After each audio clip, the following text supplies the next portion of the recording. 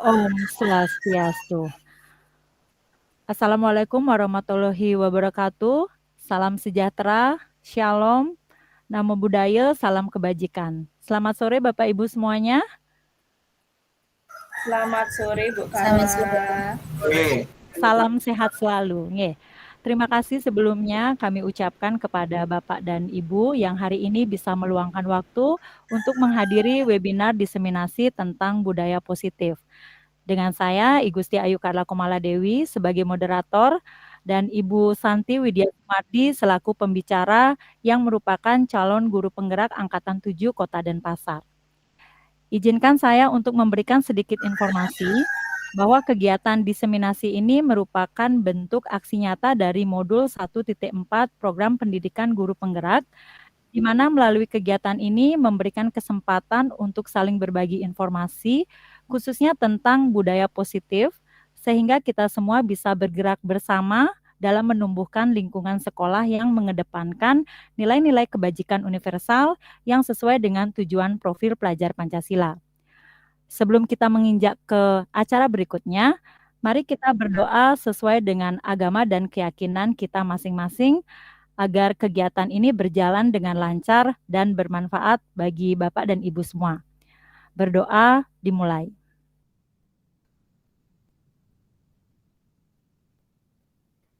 Berdoa selesai. Webinar kami rencananya berjalan kurang lebih 90 menit dengan 60 menit pemaparan materi, 30 menit tanya jawab, dan terakhir refleksi. Perlu kami informasikan bahwa seluruh kegiatan webinar kami akan kami rekam sebagai bukti terlaksananya aksi nyata modul 1.4. Adapun susunan kegiatan hari ini adalah yang pertama adalah pembukaan dan perkenalan sudah berlangsung, yang kedua doa juga sudah berlangsung, yang ketiga presentasi konsep, yang keempat tanya jawab, dan yang kelima refleksi. Untuk menjaga kegiatan hari ini berjalan dengan tertib, kami mohon kesediaan Bapak Ibu untuk mematuhi kesepakatan kegiatan di antaranya. Ibu Santi bisa langsung share screen.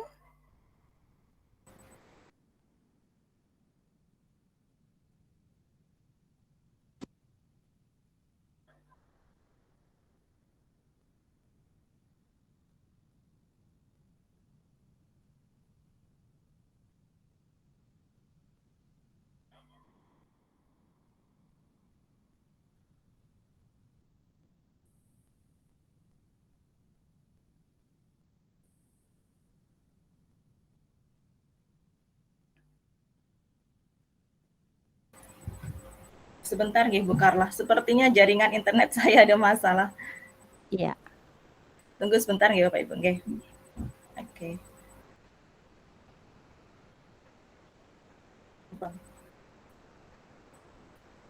Ya, jadi ini adalah kesepakatan kegiatan kita pada hari ini. Yang pertama, Bapak Ibu dimohonkan untuk menyalakan kamera. Kemudian yang kedua, matikan mikrofon. Yang ketiga, hadir seutuhnya. Yang keempat, menghargai waktu, kita mulai tepat waktu dan kita mengakhiri tepat waktu. Kemudian yang ketiga, tekan raise hand jika Bapak Ibu mau bertanya atau berpendapat. Nah, untuk mempersingkat waktu, kami persilakan kepada Ibu Santi untuk memaparkan materi. Dipersilakan Ibu. Nggih, terima kasih Bu Carla. Selamat sore Bapak Ibu. Senang sekali saya bisa bertemu dengan Bapak Ibu walaupun secara online nggih. Baik. Di sini sebelum kita memulai pemaparan materi, kita awali dulu dengan ice breaking. Oke. Bapak Ibu, kami harapkan bersiap untuk ice breaking. Untuk ice breaking saya menggunakan tombol chat room. Bapak Ibu sudah tahu tombol chat room kemarin itu untuk mengetik pesan, ngeten. Nah, ini adalah ice breaking atau soal yang pertama. Nanti tata caranya adalah Bapak Ibu silakan mengetik jawaban dalam tombol chat room-nya, tapi jangan di-enter terlebih dahulu sebelum ada perintah dari atau info dari saya. Oke. Berapakah jumlah total lubang yang ada pada kaos di bawah ini? Nggih, silakan diketik dumun jawabannya. Hitungan sampai 5 nggih. Kemudian tekan enter. 5, 4, 3, 2, 1. Oke, saya lihat di sini yang pertama Bu Sri Yudi, jawabannya adalah 2. Ada yang menjawab Pak Eka, Bu Suparsi, jawabannya 6. Bu Ayu juga 6 jawabannya. Kemudian ada Bu Saryani 5. Nah, sekarang kita tanya dulu ke Bu Yudi. Bu Yudi bisa di-on-kan mikrofonnya? Bu Yudi? Atau mungkin kita Bu Suparsi saja? Mungkin ada masalah jaringan dengan Bu Yudi. Bu Suparsi? Ibu? Ya. Ibu, kenapa Ibu menjawab 6, Ibu? Kalau menurut saya lihat kan ini 1. Ini 1, 2, 3, 4, 5, 6. Itu kalau menurut saya. Oke, matur semua jawabannya. Sekarang kita coba pilihan jawaban yang lain. Di situ Bu Saryani. Di manakah Bu Saryani? Kenapa menjawab 5, Bu Saryani? Maaf ya. Oke. Sebenarnya terlalu cepat. Sebenarnya jawabannya 8 ya. Di sini 1, ini 2, ini 3, ini tembus dia. Kan 4 jadinya. Tembus 1, 2, 5 kan. Ini lagi 2, 7, ini lagi 1, 8. Oke. Baiklah, jadi Bu Saryani menjawab 8. Kita lihat jawabannya ya. Baik. 1, 2, 3. Baik, pintar Bu Saryani yang dapat nilai 100. Benar 8 jawabannya ya. Terima kasih Bu Santi. Terima kasih Bu Saryani. Jadi memang benar kan lubang baju itu kan ada 4 ya. Leher, lengannya 2, kemudian bagian bawah, sedangkan lubangnya itu tembus. Jadi kan dihitungnya adalah 4 jadinya. Jadi 8. Oke, mari kita belajar lagi ice breaking yang kedua. Ini ice breaking yang kedua lebih seru nih. Siap-siap. Oke, tebak kata dari gambar tersebut. Itu ada pete, kemudian ada sandal. Bapak Ibu diminta untuk menyebutkan kata dari yang dimaksud. Oke, silakan diketik di kolom chat. Oh, Bu Wulan angkat tangan. Baik, Bu Wulan, silahkan mungkin mau menjawab, Bu Wulan. Petenis handal. Tak kira nggak di chat. Silakan Bu Wulan tadi tapi.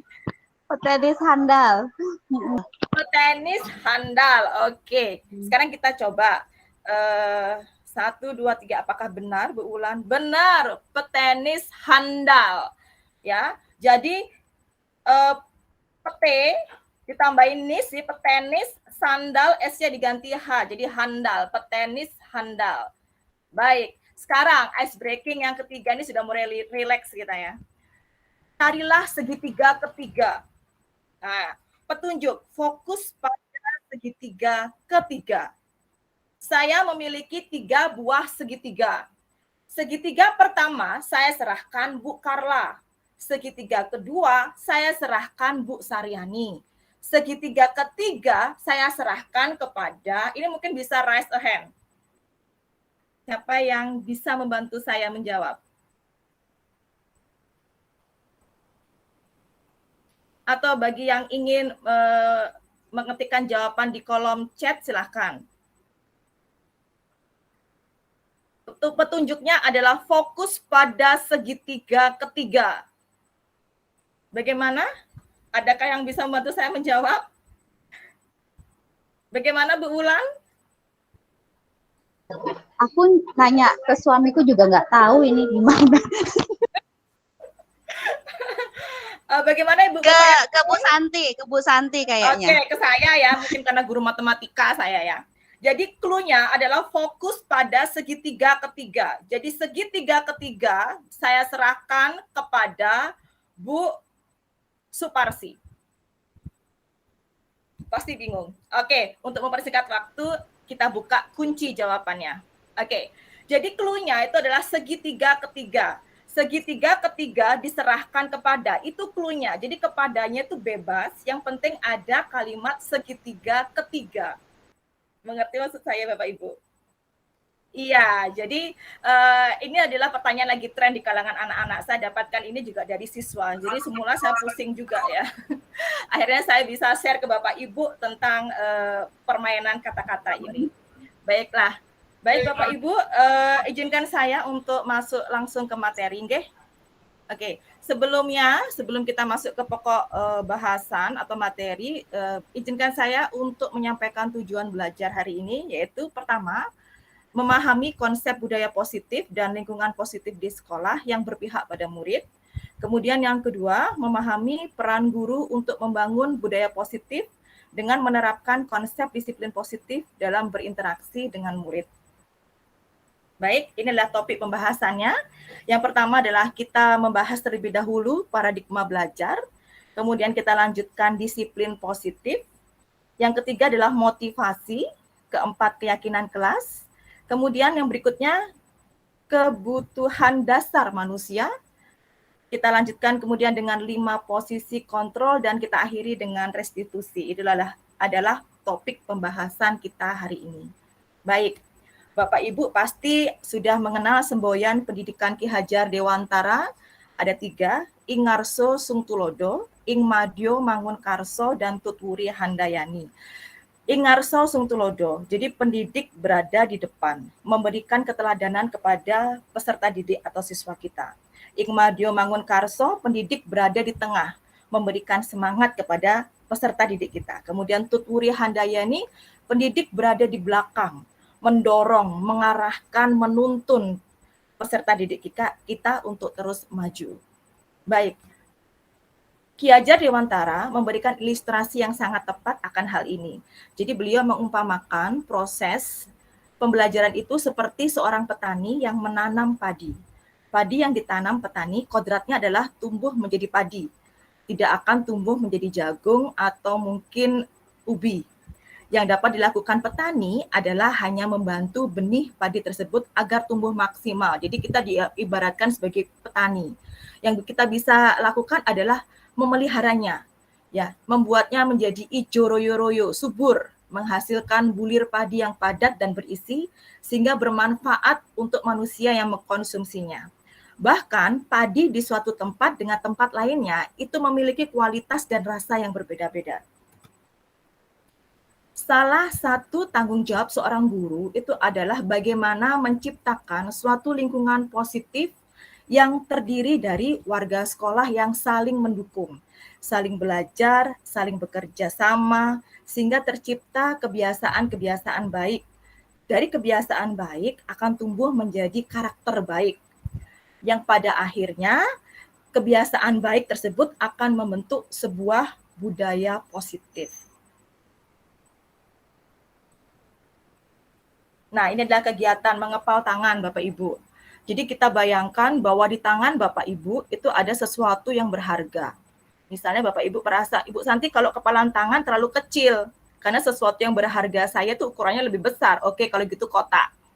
Umpamakan Bapak Ibu mempunyai kotak di mana isinya itu adalah barang yang berharga bagi Bapak dan Ibu. Kemudian saya akan berusaha merayu Bapak Ibu agar membuka kotak tersebut. Saya mungkin membujuknya, mungkin bisa marah menghardik, mungkin bisa mengancam, menggelitik, dan sebagainya. Nah, sekarang apa yang Bapak Ibu lakukan? Kira-kira ada yang bisa menjawab pertanyaan saya?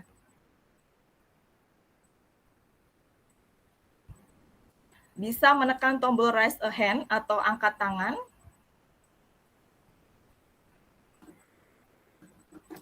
Mungkin bisa saya tanya ke peserta nggih. Apa yang Bapak Ibu lakukan? Bisa saya tanya ke Bu Suparsi. Bu Suparsi. Ibu saya tersayang. Misalnya Ibu punya sebuah kotak yang isinya itu sesuatu yang berharga. Kemudian saya merayu Ibu. Ibuku yang cantik, yang manis dan imut, tolong dibuka dan kotaknya, boleh nggak? Bu Suparsi, apa yang Bu Suparsi lakukan? Bisa mute-nya di ini Ibu, mikrofonnya di on-kan. Kalau saya sih, kalau Santi orangnya kan baik, ya boleh aja dibuka. Aduh, hebatnya saya. Terima kasih Ibu. Ibu memang cinta sama saya.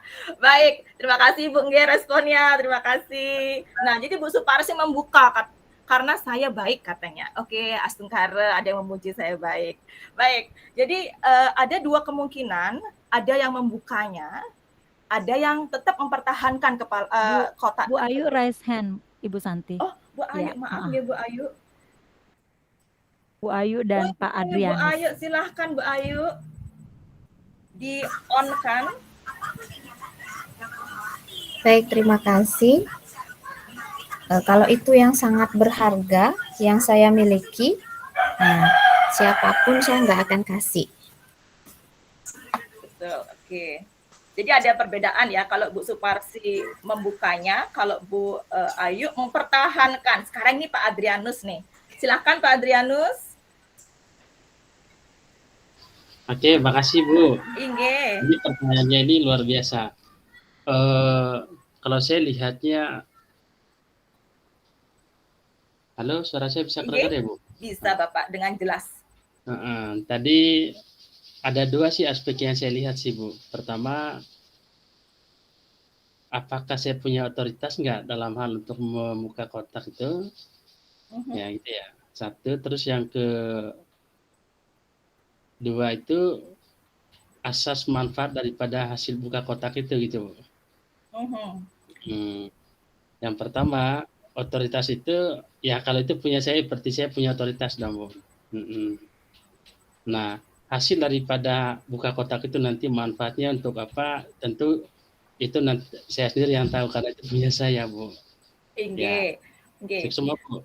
Inge, terima kasih Pak Adrianus. Jadi kalau Pak Adrianus dia berpikir dulu gitu loh. Semenarik apakah gitu loh, bujukan dan rayukan itu sehingga nanti Pak Adrianus akan memutuskan apakah dia akan membukanya atau malah mempertahankan menutupnya. Oke, baiklah. Kita lanjutkan ke materi berikutnya karena jawabannya itu ada di materi berikutnya. Nah, ini ada pertanyaan lagi. Bisakah kita mengontrol orang lain? Nah, Dr. William Glasser dalam paradigma teori kontrol. Jadi di sini ada ilustrasi kontrol, ada namanya kenyataan. Atau biasa mungkin yang kita kenal ekspektasi vs realita. Nah, ilustrasi kontrol di mana guru dapat mengontrol murid. Kenyataannya, murid mempunyai hak untuk memilih. Guru tidak dapat memaksakan kehendak pada murid. Guru tidak punya kontrol penuh terhadap murid. Jadi, jika murid itu mematuhi perintah kita, karena murid tersebut mengizinkan guru tersebut mengontrol dirinya. Jadi, iya atau tidaknya murid itu dikontrol oleh guru, itu murid yang memutuskan, bukan guru. Nah, kemudian ilusi kontrol yang berikutnya. Semua bujukan, penguatan positif, efektif, dan bermanfaat. Bujukan adalah salah satu bentuk kontrol. Murid itu mempunyai hak untuk menolak bujukan. Murid dapat tergantung pada pendapat dan bujukan kita. Kritik dan membuat orang merasa bersalah menguatkan orang tersebut. Ternyata kenyataannya menyalahkan murid itu justru membuat kritik tidak menguatkan, tetapi melemahkan. Murid mempunyai persepsi negatif akan dirinya. Adanya krisis identitas atau identitas gagal pada murid. Ini yang sebenarnya kita hindari ya, identitas gagal pada murid. Kemudian ilusi kontrol yang berikutnya adalah orang dewasa punya hak untuk memaksa. Kenyataannya, orang dewasa tidak dapat mengontrol murid. Perilaku memaksa tidak akan efektif pada jangka waktu yang lama. Murid dapat memberontak sewaktu-waktu dan memaksakan kehendaknya hanya akan menciptakan permusuhan antara guru dan murid.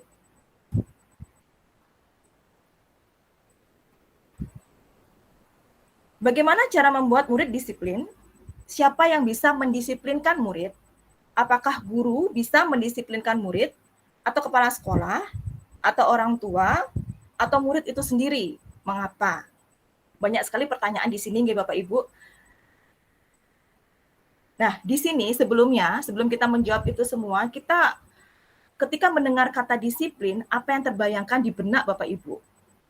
pasti yang terlintas adalah tata tertib, kepatuhan, peraturan, hukuman. Padahal kata disiplin itu tidak harus dengan memberi kata hukuman.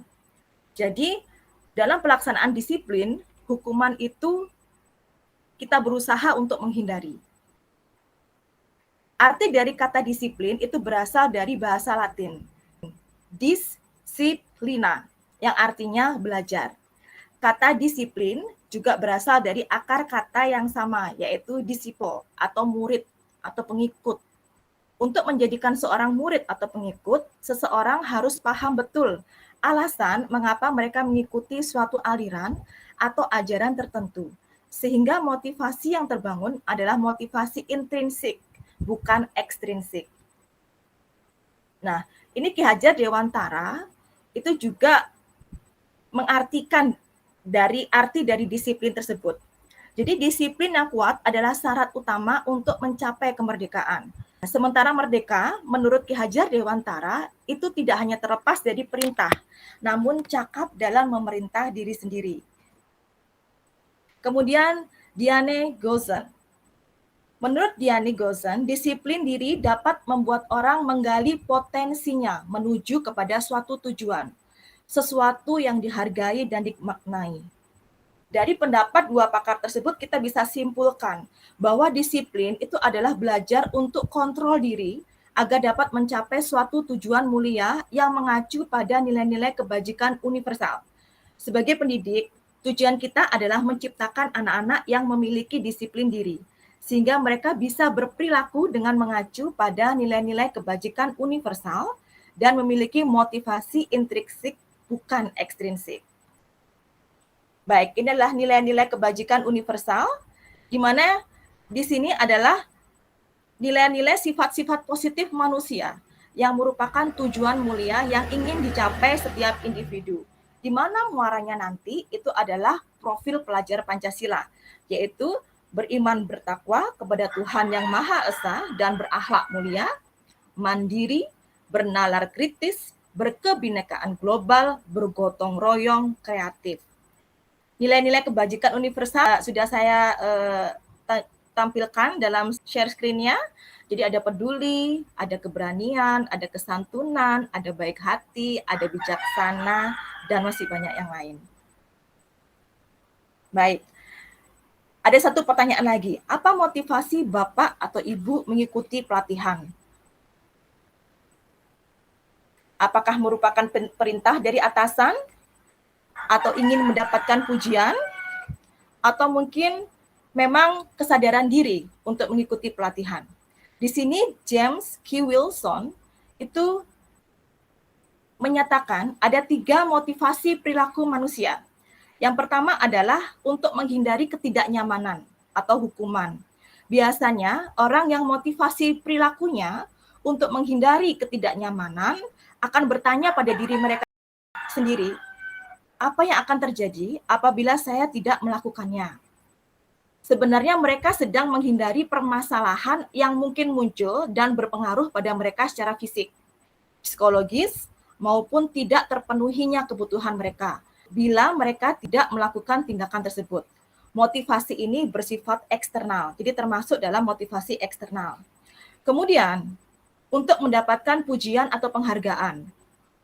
Dengan motivasi ini, orang tersebut akan bertanya, apa yang akan saya dapatkan apabila saya melakukannya? Mereka melakukan sebuah tindakan untuk mendapatkan pujian dari orang lain yang menurut mereka penting dan mereka letakkan dalam dunia berkualitas mereka. Mereka juga melakukan sesuatu untuk mendapatkan hadiah, pengakuan, atau imbalan. Motivasi ini juga bersifat eksternal.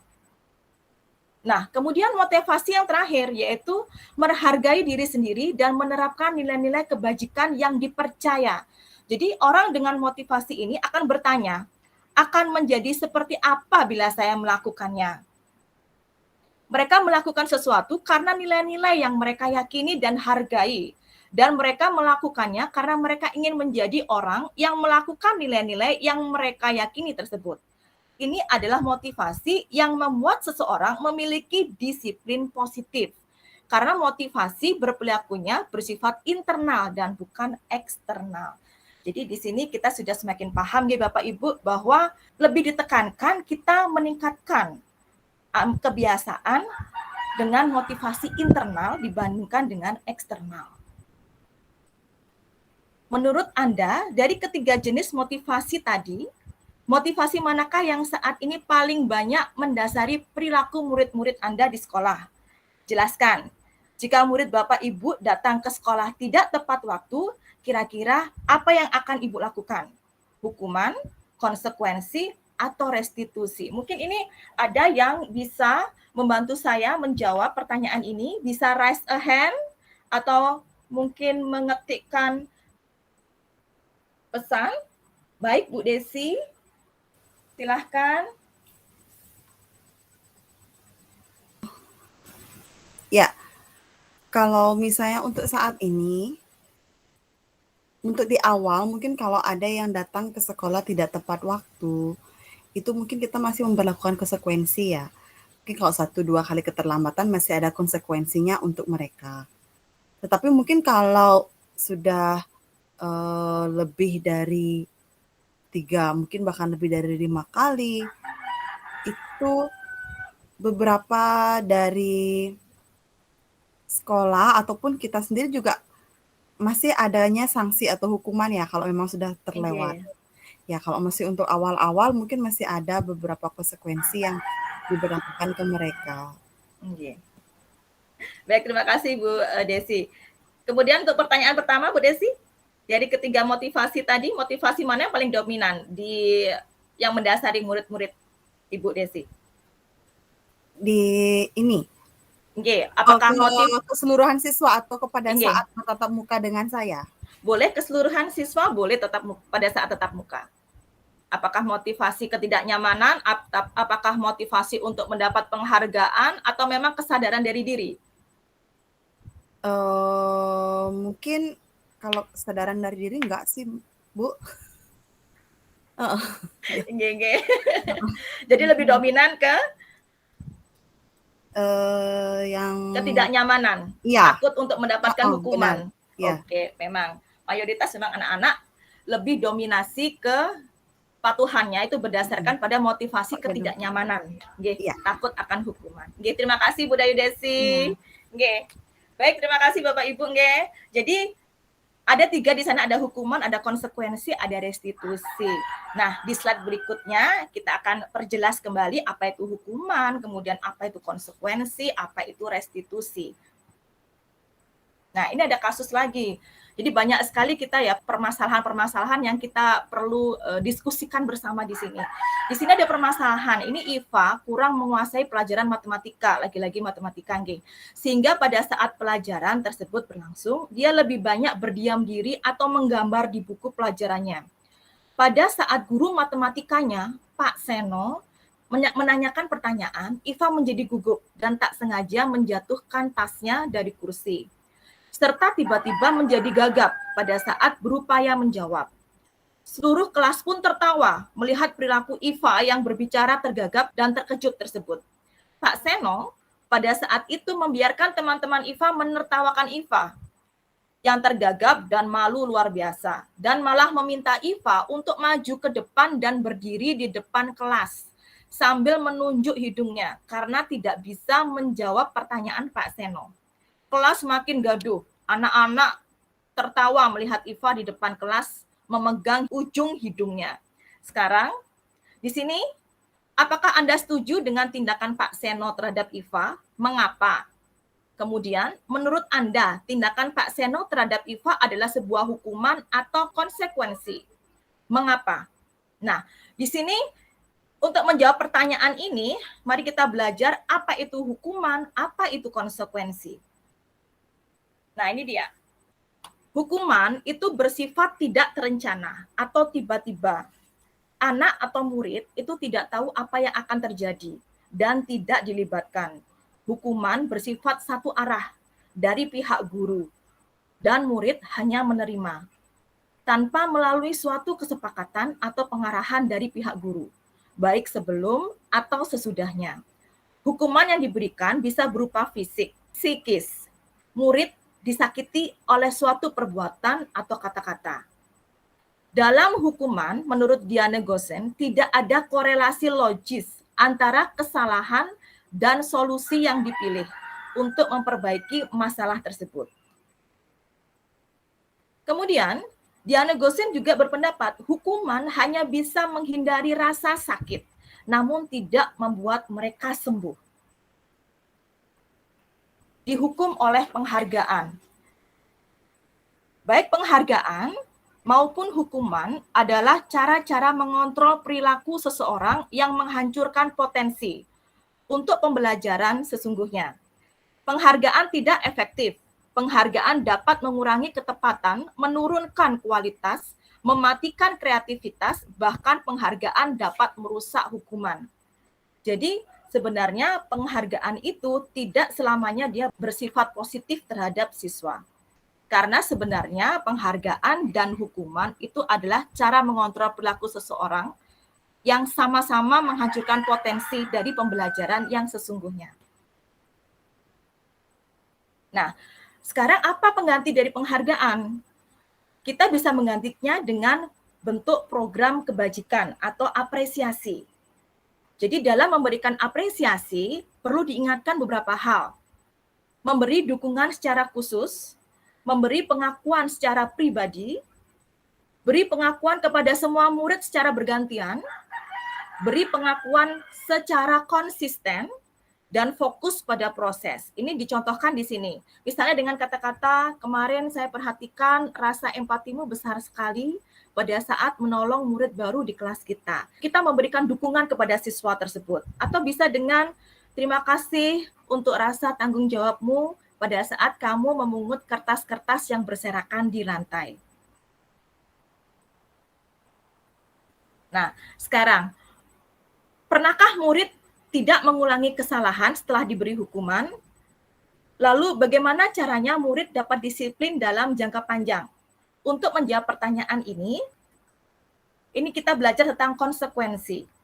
Jadi konsekuensi itu adalah sebuah keadaan di mana terdapat kesepakatan dalam bentuk tanggung jawab yang sudah dapat diprediksi oleh murid dan guru. Konsekuensi memiliki bentuk solusi yang lebih logis daripada hukuman, karena mereka ikut menyepakati aturannya. Sikap guru di sini senantiasa memonitor murid. Jadi konsekuensi itu adalah terdapat kesepakatan antara guru dengan murid. Jadi murid itu dilibatkan dalam pembuatan konsekuensi.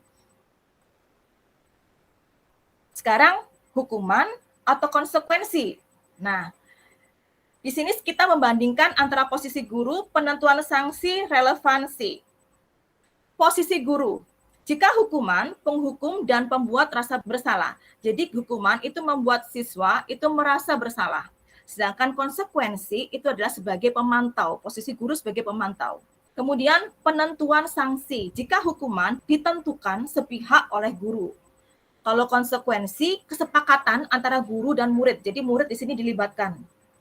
Relevansi sanksi. Jika hukuman, tidak ada korelasi logis antara kesalahan dan bentuk sanksi. Kalau konsekuensi, ada korelasi logis karena disepakati bersama. Perbedaan hukuman dan konsekuensi. Di sini hukuman adalah sesuatu yang menyakitkan dan harus terjadi. Kalau konsekuensi, sesuatu harus terjadi. Kemudian jika hukuman membuat anak sakit secara fisik maupun hati, membuat anak membenci disiplin, merupakan paksaan, mendorong anak menyakiti diri sendiri, konsep diri yang buruk, anak belajar menyembunyikan kesalahan, marah, rasa bersalah, dipermalukan, dan merasa tidak dihargai. Itu hukuman. Jika konsekuensi, sesuatu harus terjadi, anak merasa tidak nyaman, tapi dalam jangka waktu pendek. Anak menghargai disiplin, stimulus tanggapan, mendorong anak agar mudah menyesuaikan diri, konsep diri yang baik, anak belajar untuk mematuhi peraturan, anak kehilangan hak, dibuat tidak nyaman, diasingkan, tapi untuk sementara.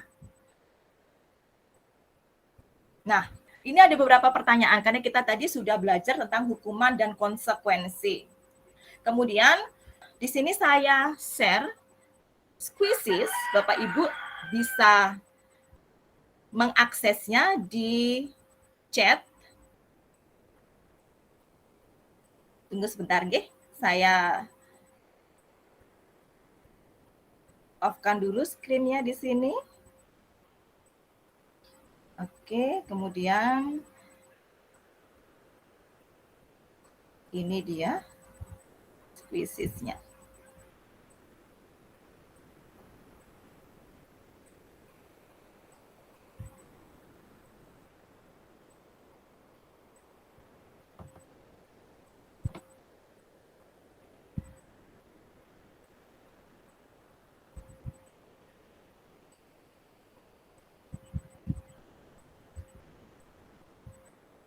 Baik Bapak Ibu, saya meminta waktunya untuk mengikuti kuisis ini. Bapak Ibu bisa mengklik linknya di kolom chat. Sudah saya share di kolom chatnya. Oke, tinggal diklik saja. Kemudian di sana ada enter join kode. Kodenya sudah tertera di layar.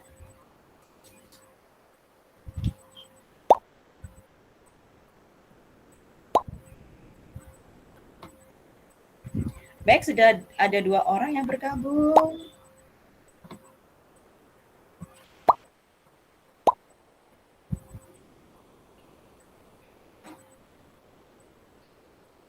Baru 6 orang.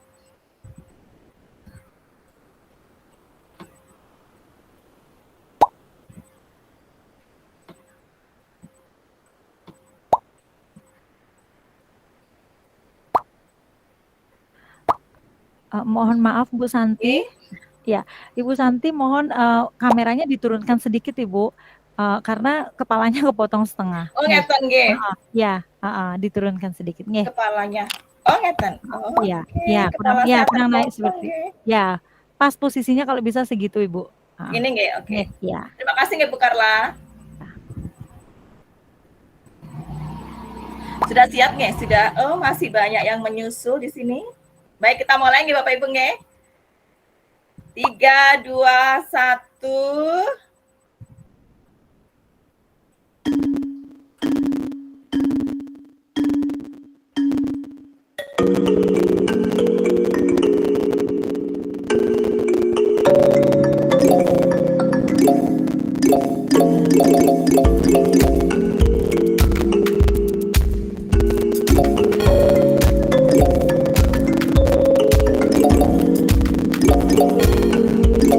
Baik, Bu Desi menyusul, Bu Ari menyusul, Bu Ayu Budiani tidak mau kalah. Bu Carla peringkat pertama.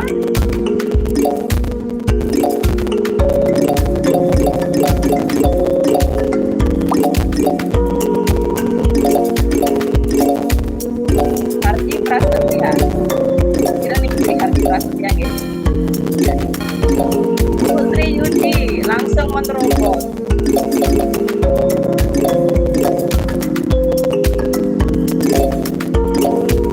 Desi Susiani nomor 2.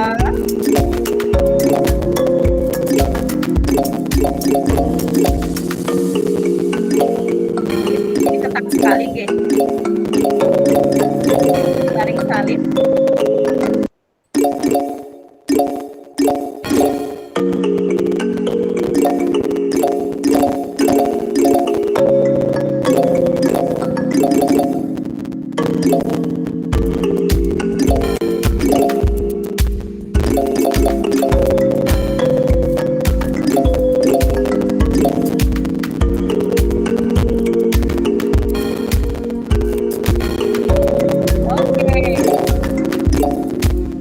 Ariati menyusul.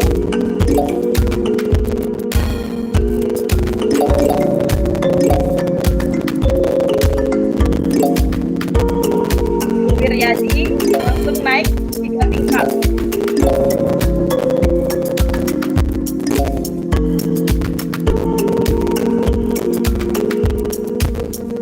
Baik. Nah, akhirnya kita Bapak Ibu ya.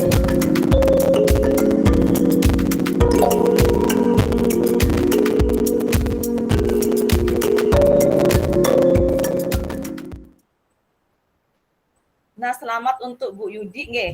Bu Yudi, kemudian Hadi Prasetya niki sira nggih. Emailnya sira niki nggih. Kemudian Ibu Saryani. Oh, Bu Saryani. Saya Bu Santi, ya. Bu Saryani cantik.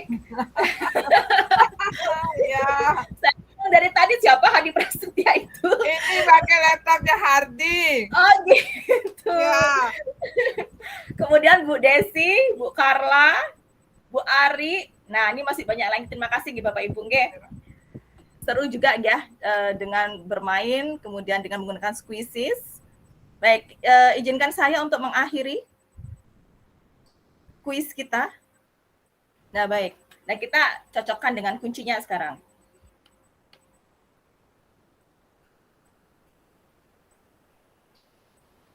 Ternyata lari mengelilingi lapangan, basket 2 kali karena terlambat itu adalah hukuman. Karena tidak ada korelasinya antara terlambat dengan hukuman lari, tidak ada korelasinya. Jadi termasuk hukuman dia. Kemudian push up 15 kali karena tidak menggunakan masker ke sekolah itu termasuk hukuman. Menggantikan kertas tugas teman yang telah dicoret-coret itu konsekuensi. Membersihkan tumpahan air di meja tulis karena tersenggol pada saat belajar itu adalah konsekuensi. Murid disuruh untuk tidak mengenakan sepatu seharian di sekolah karena tidak menggunakan sepatu hitam, itu adalah hukuman karena tidak ada korelasinya. Lari mengelilingi lapangan basket 2 kali karena terlambat 10 menit untuk pelajaran PJOK itu adalah konsekuensi karena ada korelasi antara lari dengan pelajaran PJOK olahraga. Nah, sekarang ini ada pertanyaan lagi, keyakinan atau peraturan? Kenapa kita harus mematuhi peraturan lalu lintas? Kenapa saya harus berpakaian rapi dan memakai masker? Kira-kira kenapa kita mematuhi peraturan lalu lintas, Bapak Ibu? Ada yang bisa menjawab? Kenapa kita mematuhi peraturan lalu lintas? Ya, Bu Panca Nadi, silakan meng-on-kan mikrofonnya. Untuk menjaga ketertiban dan untuk keselamatan kita sendiri, Bu. Oke. Untuk menjaga ketertiban dan keselamatan kita sendiri. Bagus. Ada mungkin pendapat yang lain? Misalnya, kalau saya takut ditilang, Bu Santi. Lumayan tilangnya. Mohon Ada yang kira-kira izin. berpendapat seperti itu, Ge? Bu Ayu Lestari, Bu. Bu Ayu Lestari. Silakan, Bu Ayu. Yang pertama, mengapa kita harus mematuhi peraturan lalu lintas? Berarti yang pertama, saya takut ditilang, sayang uangnya. Nah, yang kedua, kenapa kita harus memakai masker? Nah, yang itu alasan kesehatan menurut saya. Jadi itu tanggung jawab kita untuk menjaga kesehatan kita masing-masing. Salah satunya ya dengan memakai masker, apalagi dengan cuaca yang akhir-akhir ini kadang hujan, kadang panas. Nah, itu gampang sekali terkena penyakit. Nah, jadi salah satu caranya ya dengan memakai masker. Terima kasih.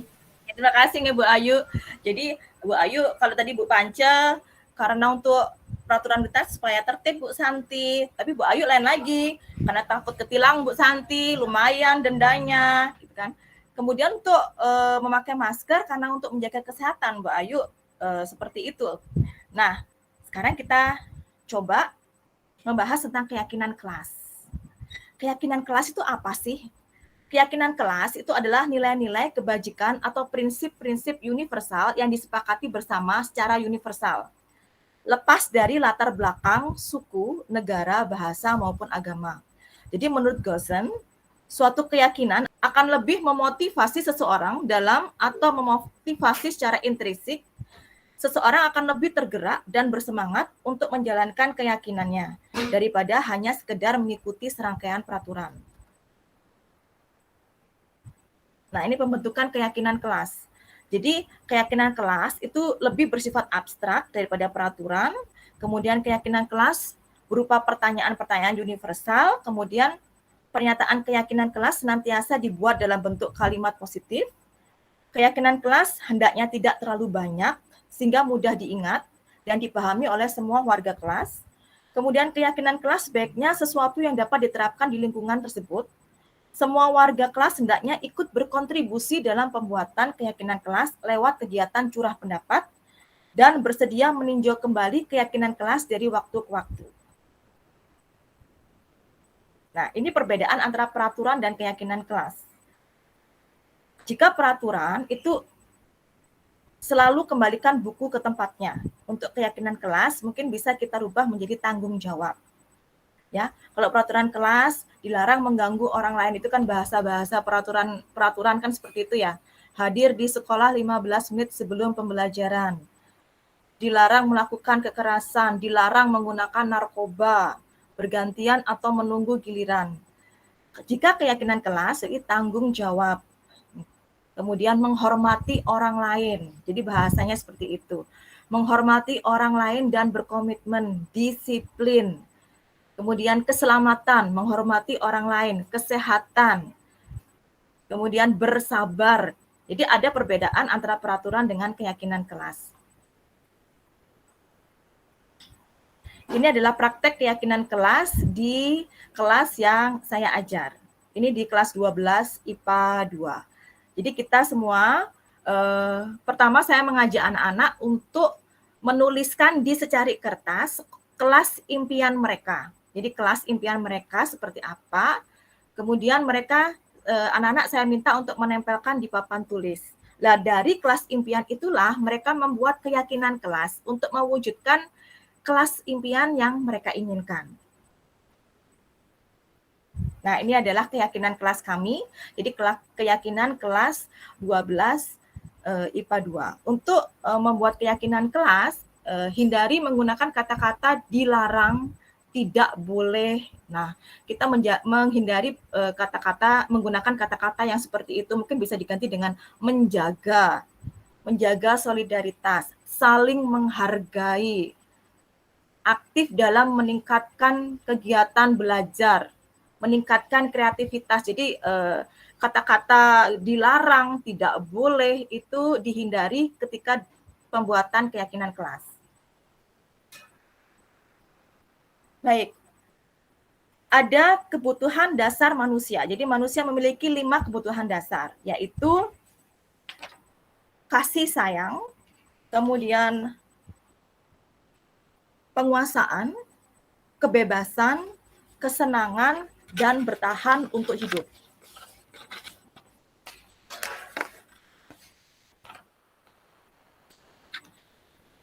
Ketika guru mengerti kebutuhan dasar yang ingin dipenuhi murid, maka murid akan terasa lebih tenang dan tidak menghakimi. Lebih bisa berkomunikasi dengan murid sehingga proses restitusi bisa dimulai. Restitusi dapat menanamkan rasa percaya, memberikan ruang, diskusi, dan refleksi bagi murid untuk menemukan solusi terbaik dalam memperbaiki masalah. Jadi kita memberikan hak kemerdekaan kepada mereka untuk belajar atas kesalahannya. Saat murid melakukan pelanggaran disiplin, mari kita bimbing murid kita dalam memaknai perilaku manusia 5 posisi kontrol guru. 5 posisi kontrol guru itu yaitu sebagai penghukum, pembuat rasa bersalah, teman, pemantau, dan manajer. Baik, silakan dari video ini.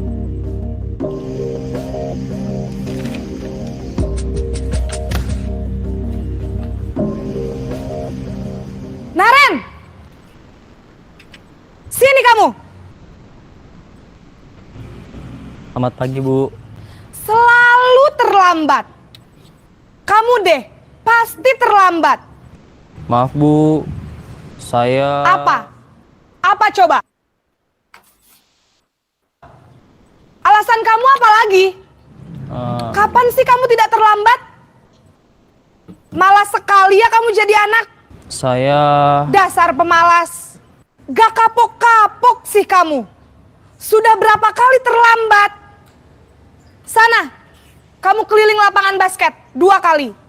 Kenapa saya harus keliling lapangan basket, Bu? Kenapa? Depan Ibu. Berani-beraninya jawab. Sudah terlambat, masih berani jawab pula. Sekarang, keliling lapangan basket 5 kali sekalian. Biar kapok. Cepat. Pergi sana ke lapangan basket.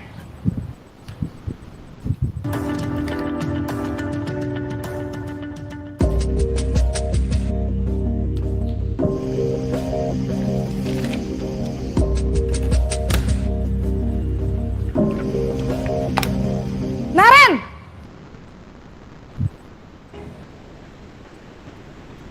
Selamat pagi, Bu. Naren. Kamu kenapa terlambat lagi, Nak? Ya Tuhan, Naren. Kamu senang ya bikin Ibu susah ya? Kalau kamu terlambat lagi, nanti Ibu yang ditegur Bapak Kepala Sekolah, Nak. Disangka Ibu tidak bisa membina kamu. Duh, gimana ini? Maaf, Bu. Duh, Gusti Naren. Kamu suka ya kalau Ibu ditegur Bapak Kepala Sekolah? Terus, sekarang Ibu harus tulis apa ini di buku absen? Ini kamu sudah sering terlambat loh. Ibu harus apa coba? Maaf, Bu. Maaf sekali. Ya sudah, lain kali jangan bikin Ibu susah lagi ya, Nak ya. Ibu tidak akan kuat lagi kalau kamu begini terus. Bisa jantungan kalau Ibu ditegur Bapak Kepala Sekolah. Sana cepat ke kelas. Maaf ya, Bu. Maaf sekali.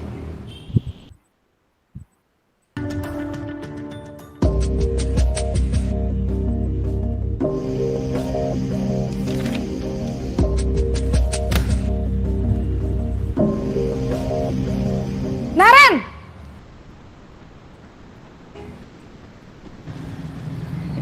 Selamat pagi, Bu.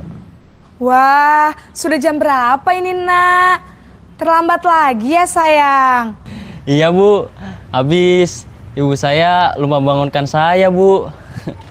Kamu malah menyalahkan ibu kamu. Kamu bukannya anak yang larinya paling kenceng. Kok terlambat sih? Iya, Bu.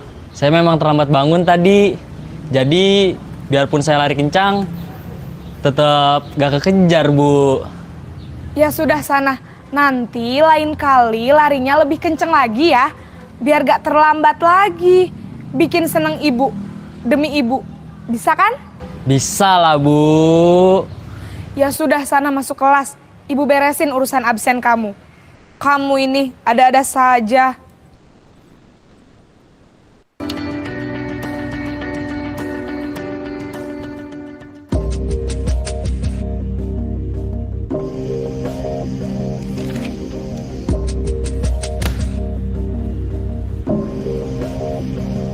Naren!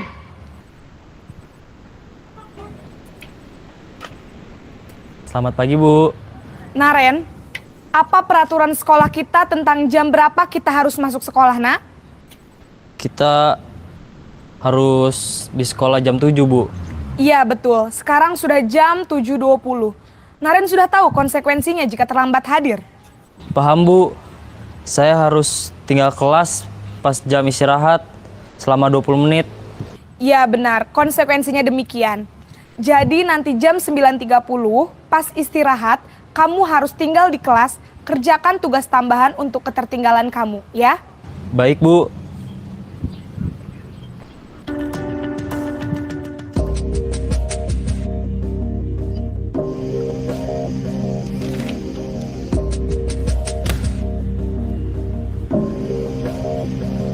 Naren!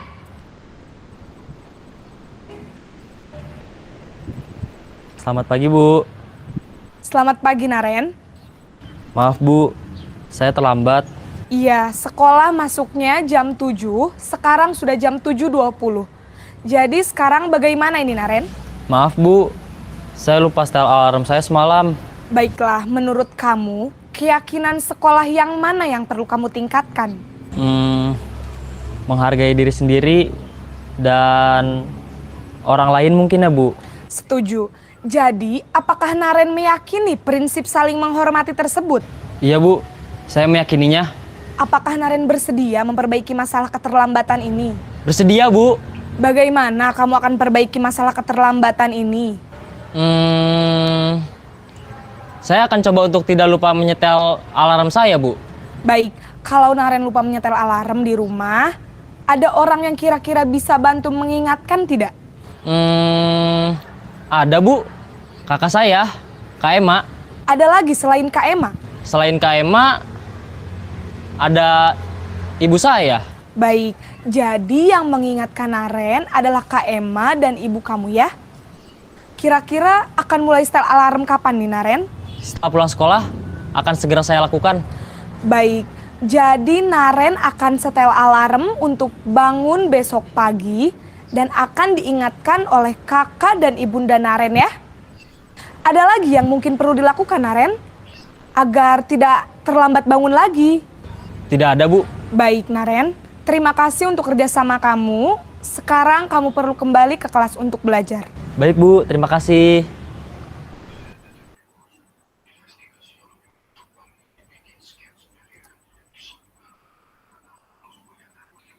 Mari Bapak Ibu kita evaluasi kembali. Saat ini kita lebih sering di posisi kontrol yang mana?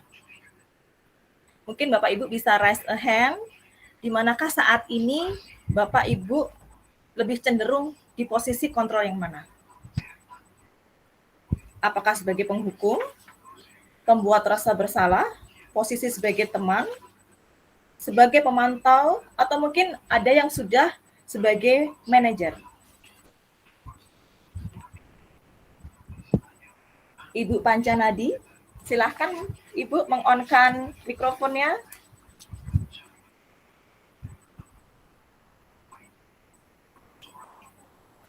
Ibu Panca.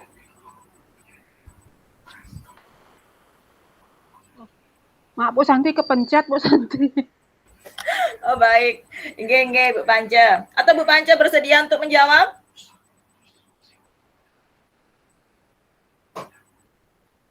Oh Bu Pancanya malu-malu. Iya.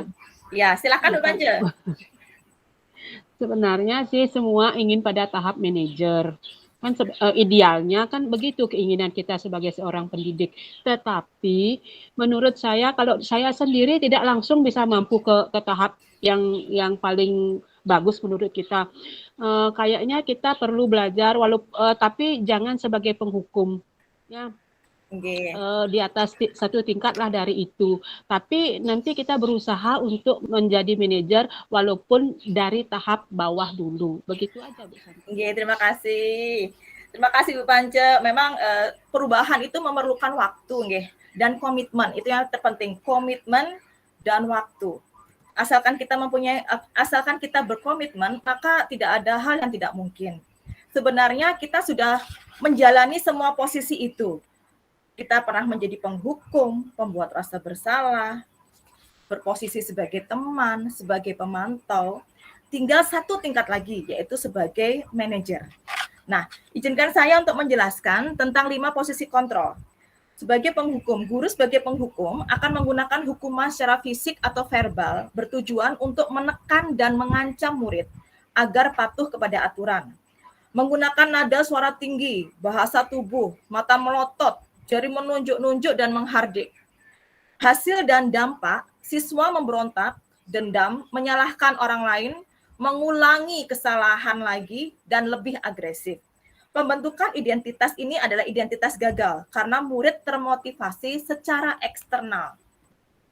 Kemudian posisi guru sebagai pembuat rasa bersalah. Posisi guru sebagai pembuat merasa bersalah akan menggunakan kata yang lemah lembut, membuat siswa merasa bersalah, tidak nyaman dan rendah diri. Menggunakan nada suara memelas, halus, bahasa tubuh merapat pada anak.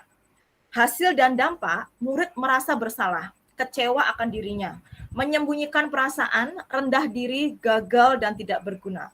Pembentukan identitas ini menghasilkan identitas gagal, di mana murid termotivasi secara eksternal. Posisi sebagai teman, guru sebagai teman tidak akan menyakiti murid, tapi tetap berusaha mengontrol, ramah, humoris, namun membuat siswa ketergantungan.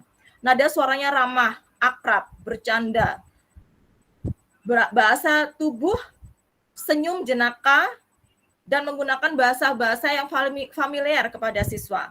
Kemudian hasil dan dampak, murid akan senang dengan guru, ketergantungan, dan tidak mandiri, serta tidak bisa memutuskan solusi. Pembentukan identitas berhasil, murid akan termotivasi, tapi masih secara eksternal. Kemudian posisi sebagai pemantau.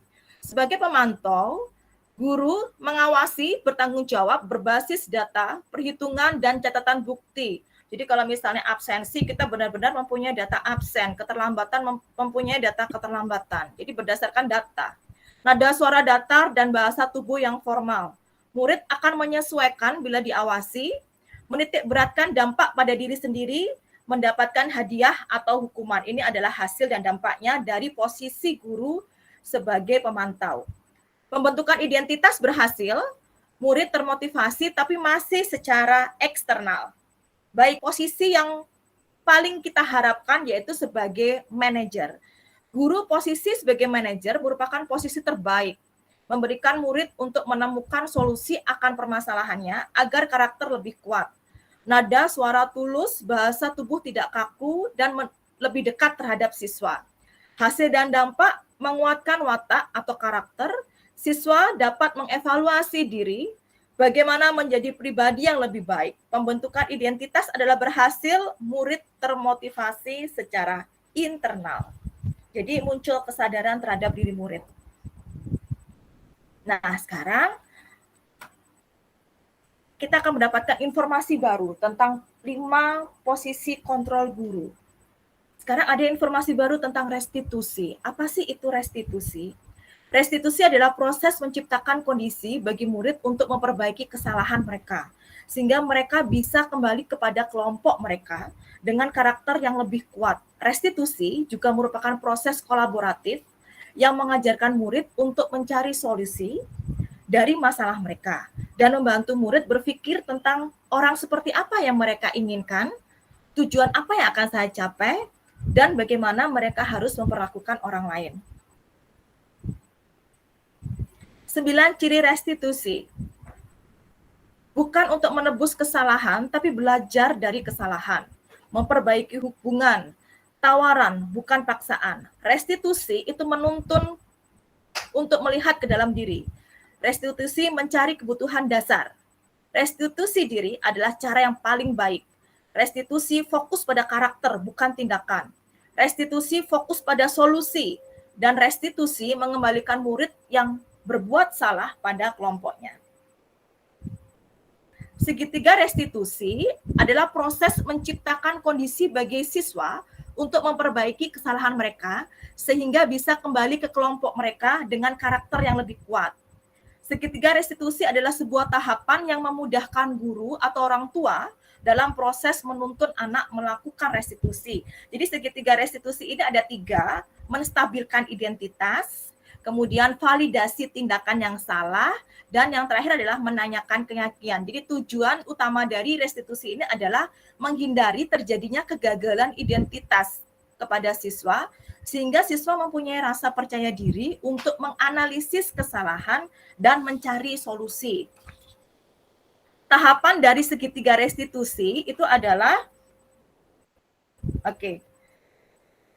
izinkan saya membahas tahapan dari segitiga restitusi. Jadi yang pertama adalah menstabilkan identitas, kemudian validasi tindakan yang salah, kemudian menanyakan keyakinan. Menstabilkan identitas itu berarti mengubah identitas anak dari merasa gagal karena bersalah menjadi orang yang sukses. Jadi siswa yang memiliki identitas yang emosional dan sulit terbuka, bahkan cenderung menyalahkan diri orang lain. Nah, ini ada bagian menstabilkan identitas di sini. Ini adalah tahapannya. Oke, kemudian validasi tindakan yang salah. Validasi tindakan yang salah yang bisa kita lakukan adalah proses pemahaman akan alasan suatu tindakan sebagai akibat dari tidak terpenuhinya kebutuhan dasar. Memahami alasan akan suatu tindakan akan menguatkan karakter siswa untuk mulai bertanggung jawab akan tindakan. Jadi ini maksud dari validasi tindakan yang salah. Jadi menguatkan karakter siswa. Dan kemudian Pada bagian menanyakan keyakinan, itu adalah proses menghubungkan diri anak kepada nilai-nilai kebajikan yang dia percaya dan yakini, dan berpindah menjadi orang yang diinginkan. Itu adalah 3 tahapan dari segitiga restitusi. Nah, setelah itu kita lanjutkan ke video tentang segitiga restitusi. Bagaimana ini bisa terjadi? Saya menendang bola ke atas, Pak. Kenapa kamu main bola di kelas, Aldi? Saya bosan, Pak. Tapi sekarang langit-langitnya jadi bolong dan rusak. Baik, Bapak mengerti kalau kamu bosan. Tetapi atapnya jadi bolong begini. Kira-kira apa yang bisa kamu lakukan untuk memperbaiki ini semua? Gini saja, Aldi. Coba kamu pikirkan apa solusinya. Bapak bisa kasih kamu waktu sampai jam pelajaran Bapak selesai. Ya, setelah itu, kasih tahu Bapak apapun rencana kamu untuk menyelesaikan masalah ini.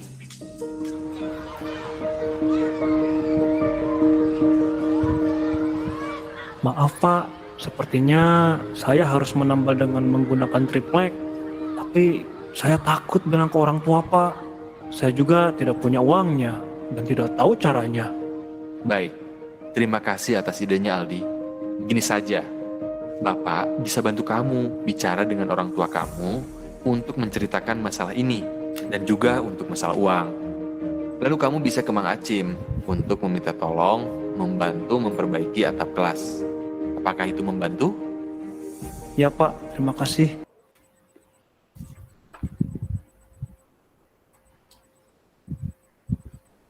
Baik, ini adalah tahapan segitiga restitusi seperti yang saya jelaskan sebelumnya. Jadi ada 3 tahapan menstabilkan identitas. Kita dapatkan dari kata-kata berbuat salah itu hal yang manusiawi. Tidak ada manusia yang sempurna. Kemudian bisa menggunakan kata-kata kita pasti bisa menyelesaikan permasalahan ini. Ibu tidak tertarik untuk mencari tahu siapa yang benar, siapa yang salah. Kemudian kamu bisa menyalahkan dirimu sendiri terus-menerus. Apakah kamu bersikap baik pada dirimu sendiri? Itu adalah kalimat-kalimat yang bisa kita gunakan untuk menstabilkan identitas. Agar anak ini tidak merasa gagal karena kesalahan yang dia lakukan. Kemudian tahapan yang kedua adalah validasi tindakan yang salah. Ini dengan menggunakan kalimat, kamu bisa saja melakukan hal yang lebih buruk, tapi kamu tidak melakukannya kan? Kamu pasti punya alasan mengapa melakukannya. Apa yang penting bagi kamu? Kamu tetap berusaha menjaga sikap, tapi tambahkan sikap yang lain yang baru. Apakah kamu bisa melakukan lebih baik lagi besok? Jadi ini adalah validasi tindakan yang salah. Tujuannya adalah agar siswa memahami alasan akan suatu tindakan dan menguatkan karakter siswa tersebut. Kemudian tahapan ketiga dari restitusi adalah menanyakan keyakinan. Seperti kalimat yang bisa kita gunakan, nilai-nilai kebajikan apa yang telah kita sepakati. Kemudian kelas ideal itu seperti apa sih? Kamu ingin jadi anak seperti apa? Apa yang kamu rasakan? Jadi tujuan dari menanyakan keyakinan itu adalah menghubungkan diri anak tersebut kepada nilai-nilai kebajikan yang dia percaya dan dia yakini. Baik Bapak Ibu, terima kasih. Inilah adalah akhir dari pemaparan materi saya hari ini. Jika ada pertanyaan, silakan menekan tombol raise a hand. Nanti pertanyaan akan disampaikan oleh Bu Carla lagi. Baik, Dayu Ratih yang raise hand, Ibu Santi, ya. Saya persilakan Dayu Ratih untuk bertanya.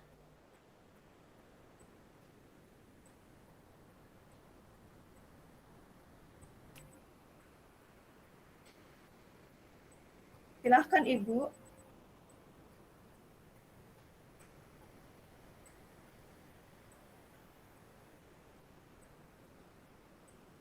Selamat sore Ibu Dayu Ratih.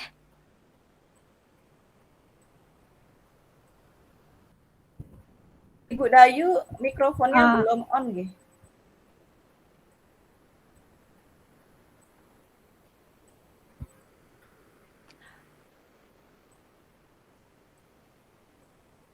Di-on-kan dulu mikrofonnya Ibu. Suaranya belum terdengar. Atau mungkin bisa pakai chat room nggih Bu Dayu, mungkin bermasalah ini ya mikrofonnya. Atau Bu Wulan juga mengangkat tangan, Bu Santi. Oh boleh, silakan Bu Ulan.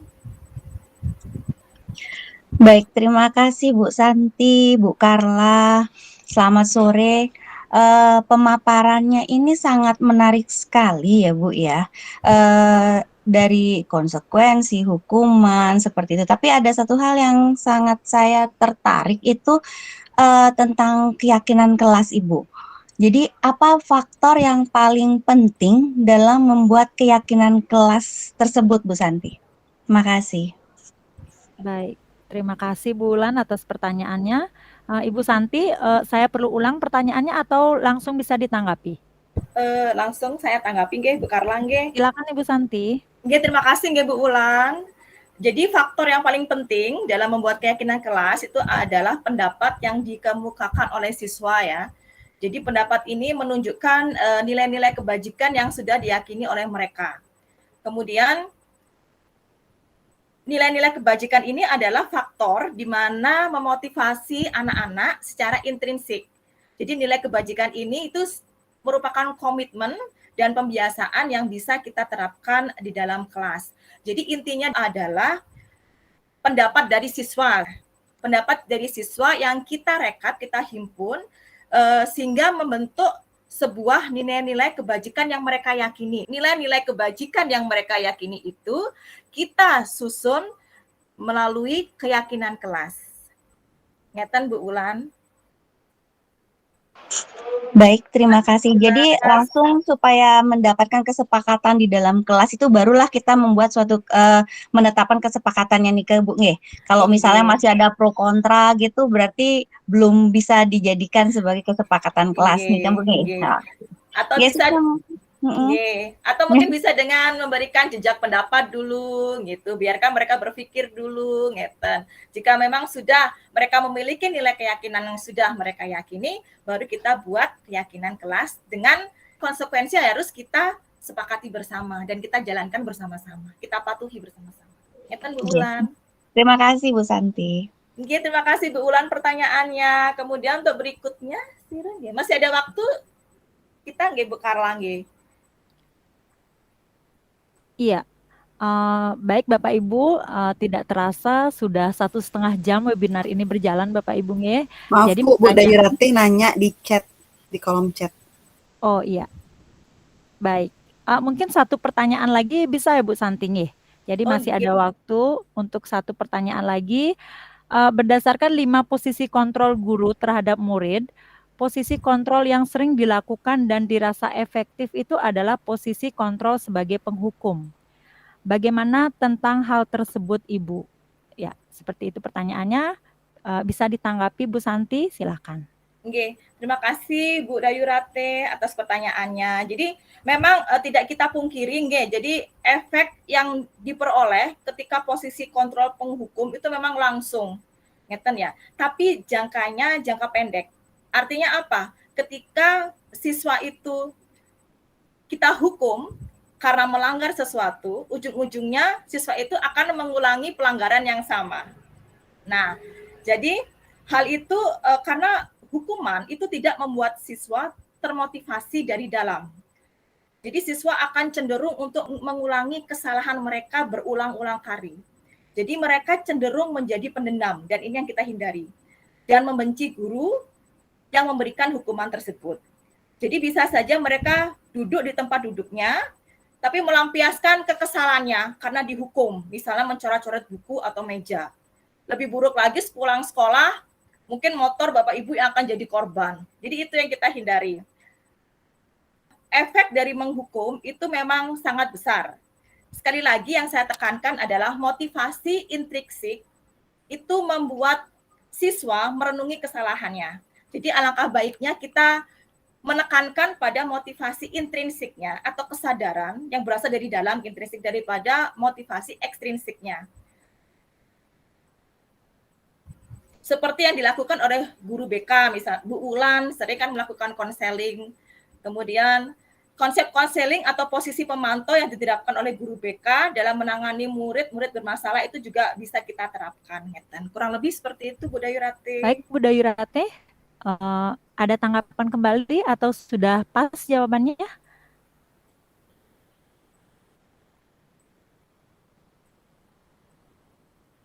Iya, sudah manggut-manggut, saya rasa sudah pas artinya ya, mungkin bermasalah mikrofonnya.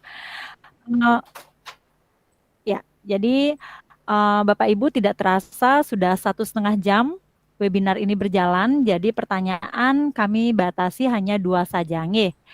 Jika Bapak Ibu masih ada pertanyaan, mungkin bisa disampaikan langsung melalui WA Ibu Santi. Jadi Bu Santi mungkin bisa dilanjutkan ke kegiatan terakhir yaitu refleksi. Silakan Ibu. Oke, Bu Carla, terima kasih.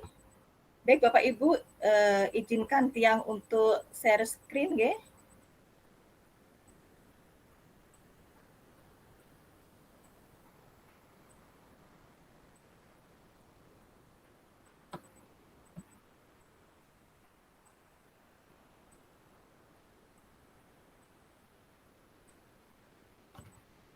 Baik, kita berada di akhir dari kegiatan ini.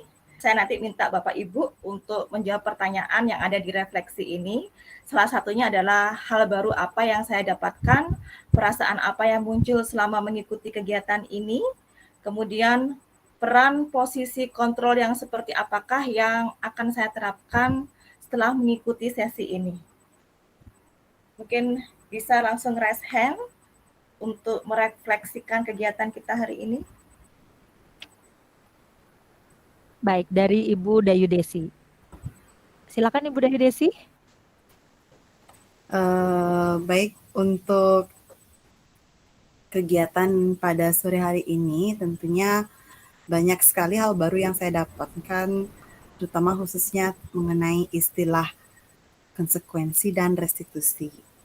Dan jujur mungkin sebelumnya hanya sekilas tahu, tapi setelah atau kegiatan sore ini jadi semakin memahami apa sih perbedaannya antara konsekuensi, restitusi, dan penerapan disiplin yang lain. Kemudian perasaan saya tentunya terus terang 1,5 jam ini tidak terasa karena pemaparan dan video-videonya juga sangat menarik sekali. Jadi dan tentunya apapun yang disampaikan itu memang sesuai dengan kenyataan yang kita hadapi di lapangan di sekolah. Nah, kalaupun seandainya saya disuruh memilih peran atau posisi kontrol mana, tentunya sih saya ingin menerapkan yang terbaik ya, seperti kontrol manager, tapi walaupun itu sangat susah dicapai, apalagi dengan karakteristik siswa yang berbeda-beda, yang luar biasa, yang lebih seolah-olah lebih menginginkan kita agar berada selalu pada posisi hukuman. Nah, tapi walaupun seperti itu mungkin lebih ke konsekuensi dulu ya penerapannya, mungkin sebagai pemantau dulu, baru biar bisa lambat launnya menjadi pada posisi control manager. Itu saja, terima kasih. Oke, terima kasih Bu Dayu Desi. Memang kita perlu waktu untuk merubah sesuatu, nggih. Tapi selama kita berkomitmen pasti bisa, ngeten. Perubahan itu walaupun lambat, tapi kita lakukan secara terus-menerus pasti akan terjadi. Ngeten. Jadi tetap semangat. Oke. Mungkin ada yang lain untuk memberikan refleksi? Dari Bu Ayu Sri Lestari. Ya, silakan Bu Ayu Sri Lestari.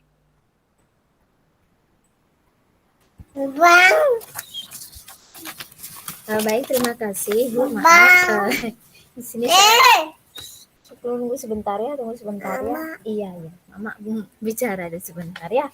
Baik, maaf, ini anak saya ikut bicara. Iya, enggak apa-apa, Bu Ayu.